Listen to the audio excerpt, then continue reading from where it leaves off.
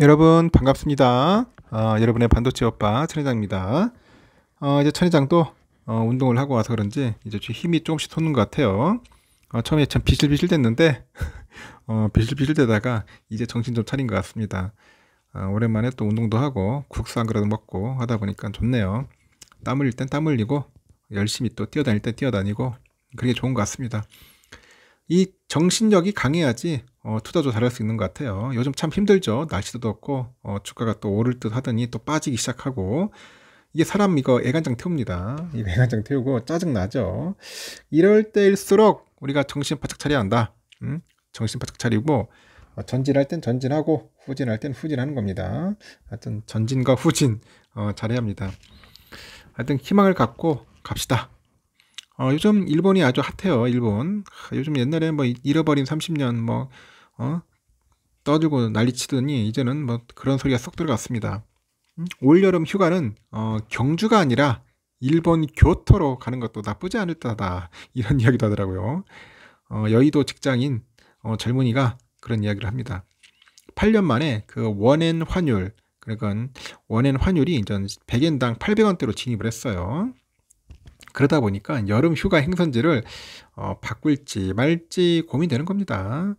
워낙 제주도 물가가 비싸. 저번에 제주도 가니까 물가 너무 비싼 거야. 그래서 제주도 갈 바엔 차라리 그냥 일본 가가지고 노는 게 낫지 않냐. 뭐 그렇게 생각하는 사람들이 많은가 봅니다. 그 역대급 엔저 때문에 지금 내려앉은 만큼 아예 엔화에 한번 투자할 때가 아닌가 그런 생각도 합니다. 그래, 엔화 몰빵 때려버려. 뭐 그런 이야기들도 있는 것 같아요. 이렇게 엔화가 연일 하락하고 있죠. 이런 상황에서 오늘 쭉 보니까 중국 하나은행 그 본점에 외환 시세표, 이 외환 시세표가 표시되어 있더라고요. 쭉 보니까 일본의 그 저금리 정책으로 8년 만에 최저가를 기록하고 있어요. 당분간 엔화가 약세가 지속될 것 같아요. 일본 증시가 잃어버린 30년을 단숨에 만회했어요. 한 방에 만회했다는 거죠.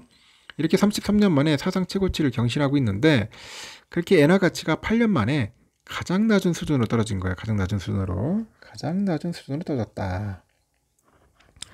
그러다 보니까 환율 효과를 노리려는 투자자들의 관심이 현재 높아지고 있다. 그런 이야기죠. 일본 외환시장에서 원엔 환율은 800원대로 내려앉았습니다. 그리고 오전 8시 23분 897.49원을 터치하고 2015년 6월 25일 보니까 이후로 약 8년 만에 800원대예요. 오후 들어서는 900원대로 회복했는데 다시 800원대로 내려가더라는 거지. 이렇게 엔저가 이어지는 배경에는 일본 빼고 다 금리를 올린다. 그런 인식이 있습니다. 일본 빼고 다 금리를 올리더라. 미국의 연방준비제도가 6월에 그 FOMC를 열고 있는데 15개월 만에 금리를 5에서 5.25% 이렇게 동결을 했어요. 동결을 했는데 연내 두 차례 금리 인상을 또 시사하면서 긴축 우려는 여전한 상황입니다. 아직까지 멈추곤 아니야. 또 올릴 수도 있어요, 여러분. 금리. 그래서 좀 긴장을 하긴 해야 할 겁니다. 호주와 캐나다도 최근에 깜짝 금리 인상했어. 호주, 캐나다. 인플레이션이 그렇게 좀처럼 잡히지 않고 있습니다. 여기에 또 일본은행도 당분간 금융 완화책을 고수하겠답니다. 금융 완화책. 그런 입장을 밝히고 있다 보니까 엔저가 계속되는 모양입니다. 엔저는 계속되고 있다. 그렇게 보시면 될 것 같습니다. 10년간의 엔저 시대를 공고히 했던 구로다 하루이코 일본 은행 총재죠.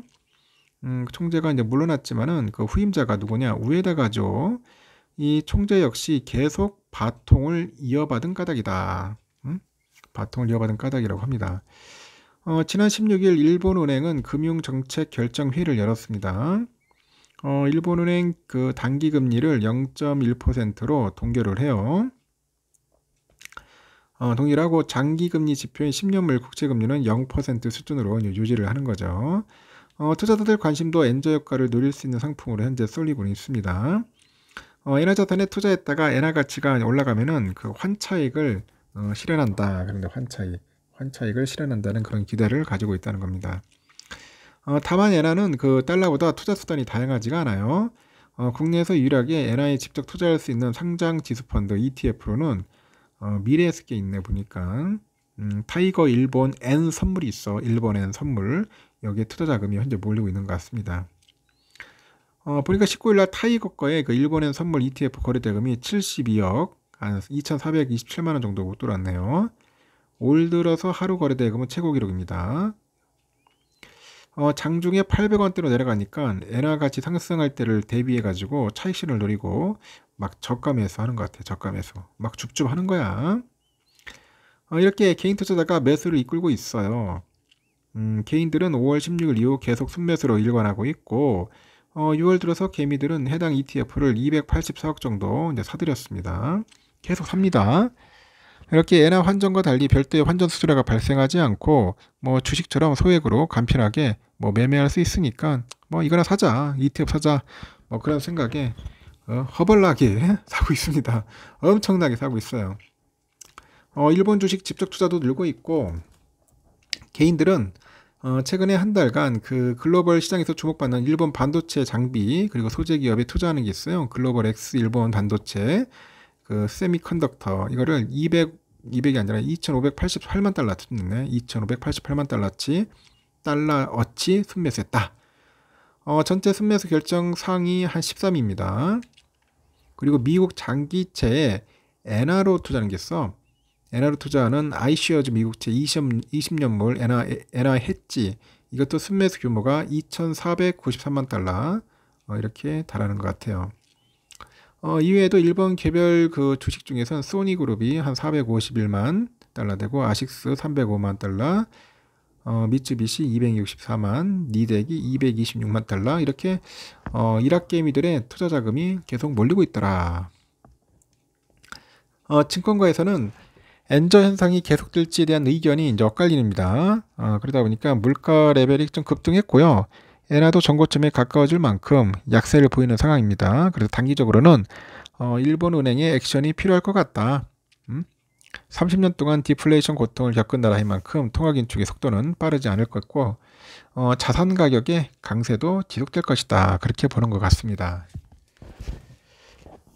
그래서 지금 ETF 운용 부분에서도 그래요. 매니저고 연말에 가까워질수록 엔화의 하락 속도가 둔화될 거다. 일본은행의 통화정책 정상화 부담이 커지고 있는 만큼 금융정책회의를 지속적으로 팔로우해야 한다. 그렇게 조언도 합니다.